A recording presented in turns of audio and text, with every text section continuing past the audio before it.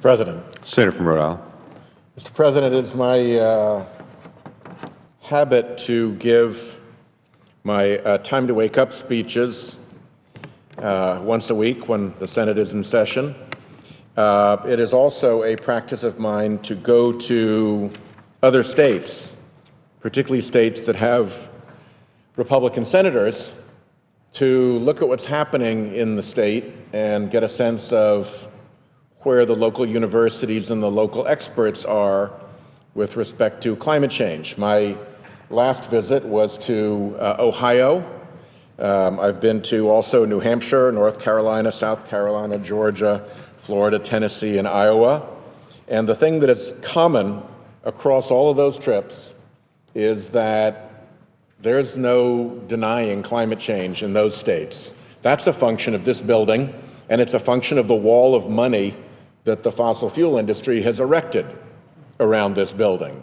But pick a state university in the country and go there, and you will find that there is simply not climate denial. And I'm joined today by my friend Sherrod Brown, the senator from Ohio senior senator, who was kind enough to accompany me on the trip, on several parts of it anyway. We met in Cleveland and we had a couple of meetings there together, and another one of my visits was to Lake Erie, which got clobbered by the cyanotic bacteria that had to shut down Toledo's water system, which is also climate change related. But let me yield to the senator from Ohio for a few moments, and then we can talk about Cleveland and the lake. I thank Senator Whitehouse, and there's no one.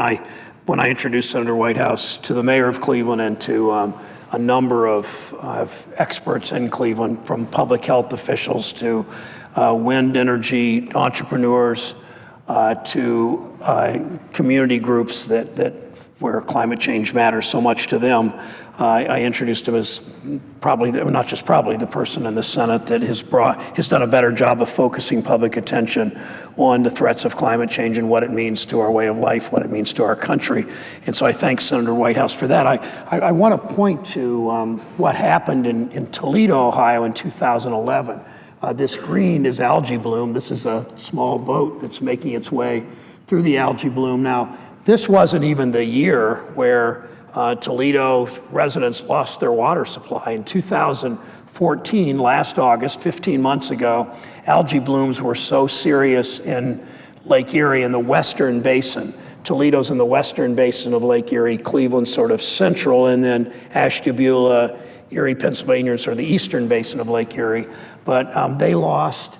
This is not the most serious situation. All the algae bloom is so overwhelming here. This green is all algae bloom. The lake actually should be the color, when you can see dark blue here, that's normally the color of the lake. Or you can see the wake of the boat. That's the normal color of the lake as the boat plowed through the algae bloom. Now, the problem with Lake Erie, it's the most vulnerable lake because it's the shallowest lake. In the western basin of Lake Erie, this part of Lake Erie, it's only 30 feet deep. It's fed by the Maumee River, which is the largest tributary of any river into any of the 5 Great Lakes. Now, keep in mind, 30 feet deep here, fed by farmland and commercial activity and industry and homeowners, Greater Toledo, Northwest Ohio. Contrast that with Lake Superior, 30 feet deep here. Lake Superior, 600 feet deep on the average. And Lake Superior is mostly drains forests. So you can see why Cleveland and Toledo are so vulnerable to climate change and so vulnerable to pollution and all that's happened with the algae blooms. People in Toledo, 500,000 people lost their drinking water for 2.5 days. People were great stepping up from all over Michigan, southern Michigan, and eastern Indiana, and northwest Ohio to ship in water for people. But it made such a, it says to us, I mean, climate change isn't the only reason this happened, but it's clearly happening. We're seeing these algae blooms worse and worse and worse in hot weather. I'd say one other thing about this Great Lake. Lake Erie is only 2% of all the Great Lakes water, 5 Great Lakes. Lake Erie is 2% of all the Great Lakes water because it's shallow and its surface area isn't as big as some of the others. 2% of the Great Lakes water is Lake Erie. 50% of the fish of all the Great Lakes are in Lake Erie, because fish will produce and will prosper in shallower, warmer water. But this was too warm because of climate change and all the things that came out of that. In this meeting we had with Dr. Aparna Bowl, a pediatric specialist at Cleveland's University Hospital, she talked about asthma rates. We heard from others too, and I'll turn it back to Senator Whitehouse and ask him what he learned from these meetings. He was not just in meeting with people in Cleveland, what climate change means there. He also went to the Stone Lab. He can tell you about that. I've been there, but was not with him this last time. And then he had an amazing meeting at The Ohio State University with some of America's great climate scientists. I will kick it back to Senator Whitehouse. And again, thank him for coming to the floor every single week, for traveling the country and looking at places where climate change has done the most damage in terms that people can understand. Look at this. And his leadership in this is so important. So I thank Senator Whitehouse for the work he did, and am so grateful that he came to the city of Cleveland and joined us. Well, I was really happy to do it, Senator Brown, and I thought that Mayor Frank Jackson was extremely impressive on this subject. He pointed out that there are times in life when you simply have to go with the future. And if you decide to hang on to the old past, you will fail as a result of having missed that curve. And he said that the business community in Cleveland was really beginning to get that and beginning to take it on. So he's led with a Cleveland Climate Action Plan, which is one of the best ones in the country. We went to a great place where they're growing lettuce hydroponically in 3-4 acres under in an old building under a open glass ceiling. And they're using captured rainwater, they're recycling it, and the people there had jobs that paid well. They were owners of the project, and they were really vested in it. Wasn't the morale of the people working there phenomenal? It was really, it was terrific. Aparna Bowl, who Sherrod mentioned, was very attuned to what was happening in minority communities as a result of climate change, from asthma, from heat. She's seeing it with her young patients, and she was wonderful talking about that. At this point, because of toxic ground level ozone and ragweed being triggers for asthma attacks, she's seeing so much of that. She says more than 1 in 5 African American kids in Cleveland has asthma, and she connects it to what's happening in climate change. And of course, we understand that in Rhode Island because we have the same bad air days when we have to have kids stay indoors and elderly people stay indoors, all because of the air coming from the Midwest that has been fouled by these coal-burning power plants.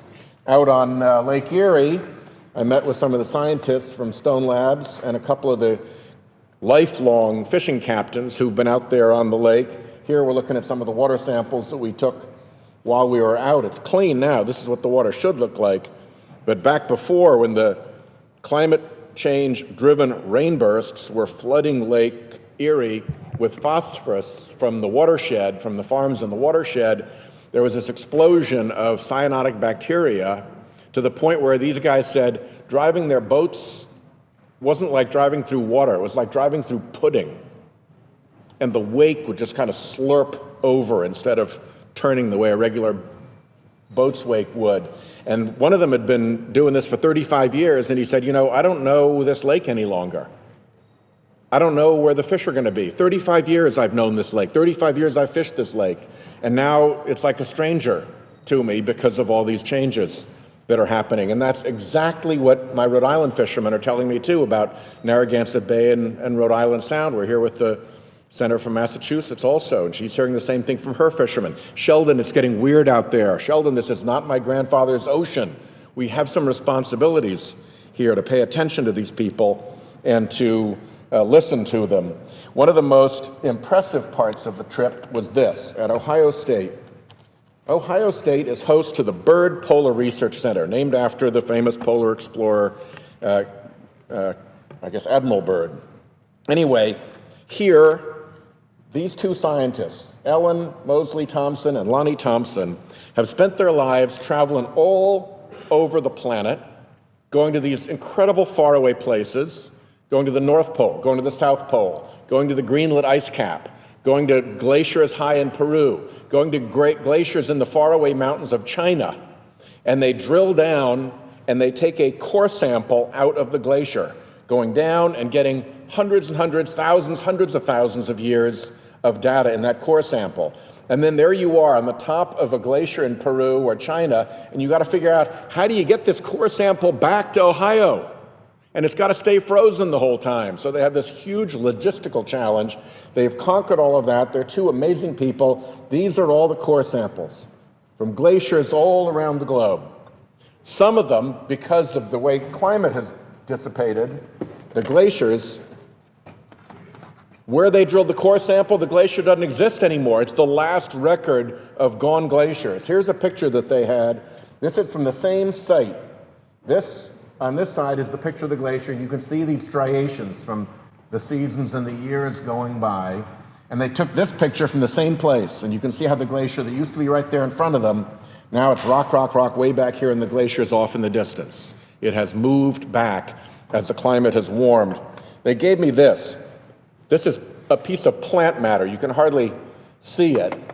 It's plants that were unearthed as the glacier moved back, and they can date them. Those plants were last out 6,626 years ago. 6,626 years ago, a snow covered those plants, and snow piled on snow, and it was buried under the glacier, and it stayed, and it stayed, and it stayed, and thousands of years went by.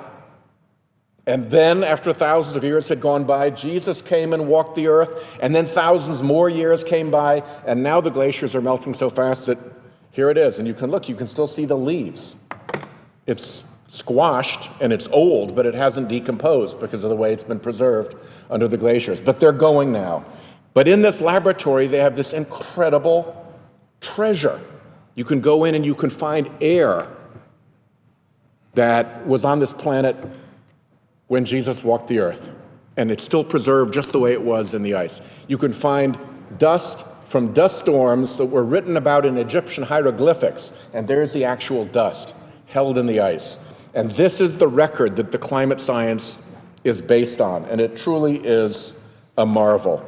The last thing I'll mention is that we also stopped by the Ohio State Automotive Center, the Center for Automotive Research. Here's a brand new Camaro in the background. They work with GM to get cars, brand spanking new, high performance American Camaro. These young students are going to take it apart and put it back together so that it runs cheaper, faster, and with less fuel. They're going to make a hybrid Camaro at the same level of performance, and it's really pretty impressive what they're doing. But they know that climate change is serious. That's why they're doing this stuff. I'll close out because I have other senators waiting here, but I do want to thank Senator Brown for taking me around Cleveland and meeting all the people we did and taking those visits. I want to thank the folks at Ohio State. Stone Labs out on Lake Erie is an Ohio State facility. The Bird Polar Research Center is an Ohio State facility. I met with the John Glenn Institute folks at Ohio State University. Look, if you're a Buckeyes fan and you're out listening, pay attention to what Ohio State University says about climate change. Don't listen to the fossil fuel phonies. Listen to what your home state university says. These guys are deadly serious. They know it's real.